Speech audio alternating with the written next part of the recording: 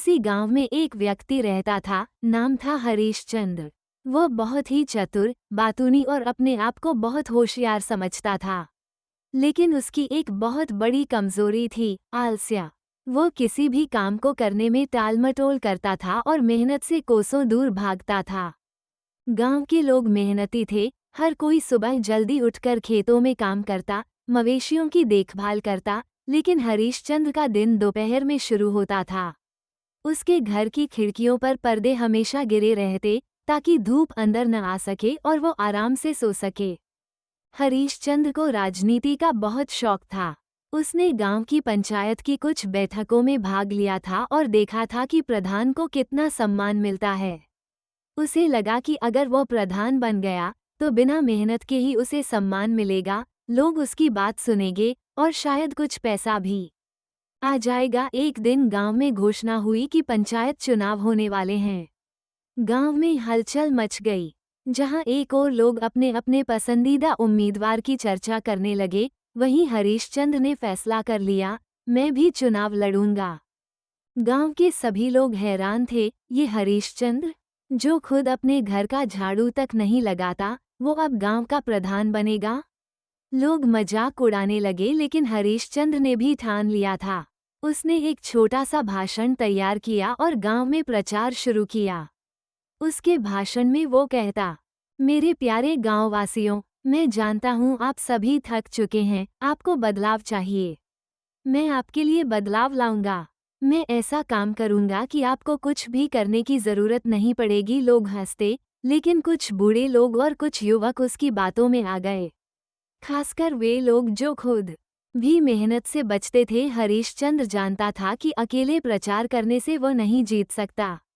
उसने गांव के कुछ बेरोजगार युवकों को अपने साथ जोड़ लिया। उन्हें मुफ्त चाय पकोड़े खिलाता, उन्हें सैर कराता और कहता, तुम लोग बस मेरी तारीफ करते रहो, बाकी मैं संभाल लूंगा। धीरे धीरे उसका प्रचार बढ़ने लगा।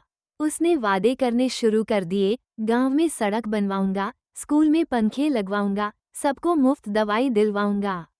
हालांकि वो खुद इन सब बातों का मतलब भी ठीक से नहीं जानता था। चुनाव हुए और चौंकाने वाली बात ये हुई कि हरीशचंद्र चुनाव जीत गया। गांव वाले पहले तो हक्के बक्के रह गए, लेकिन फिर बोले, चलो देखते हैं अब क्या करता है। अगले दिन गांव का सचिव प्रधान जी से मिलने आया।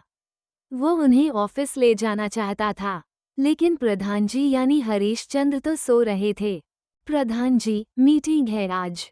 अरे भाई, अभी तो सुबह ही हुई है, थोड़ा आराम तो करने दो, कहते हुए वो फिर से सो गया। पूरा हफ्ता ऐसे ही बीत गया। गांव की समस्याएं जस की तस रहीं, न पानी की व्यवस्था सुधरी, न सड़क बनी, न स्कूल की हालत बदली। जो लोग कभी उसके समर्थक थे, अब वे भी शिकायतें करने लगे, प्रधान जी कुछ करते ही नहीं। गांव में एक दिन बड़ी समस्या आ गई। बाढ़ के कारण गांव के रास्ते टूट गए, स्कूल की छत गिर गई और गांव के तालाब का पानी गंदा हो गया। सभी गांव वाले इकट्ठा हुए और प्रधान जी के घर पहुंचे। प्रधान जी, कुछ कीजिए, ये तो बहुत बड़ी मुसीबत है। हरीशचंद्र ने उनींदी आंखों से दरवाजा खोला और कहा, देखिए, मैंने तो सपने में देखा था कि सब ठीक हो जाएगा। आप लोग चिंता मत कीजिए। लोगों का गुस्सा फूट पड़ा, सपनों से गांव नहीं चलता प्रधान जी, काम करना पड़ता है, मेहनत करनी पड़ती है। एक बुजुर्ग ने कहा, हमने गलती की जो एक आलसी को प्रधान बना दिया।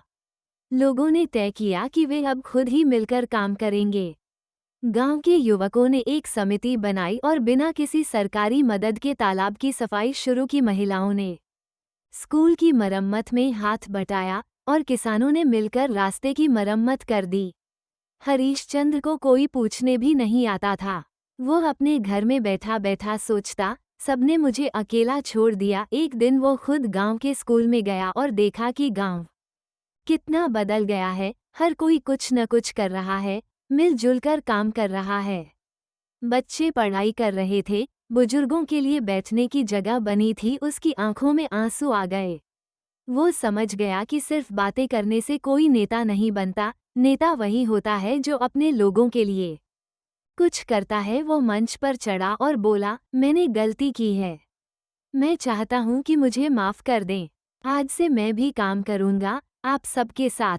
लोगों ने उसकी बात सुनी, लेकिन उन्होंने भी साफ कह दिया काम करने का मौका सभी को मिलता है, लेकिन जो समय पर काम न करे, उसका सम्मान नहीं होता। अब हमारे लिए असली नेता हमारा समूह है, न कि कोई एक व्यक्ति। हरीशचंद्र ने तब से खुद को बदल लिया।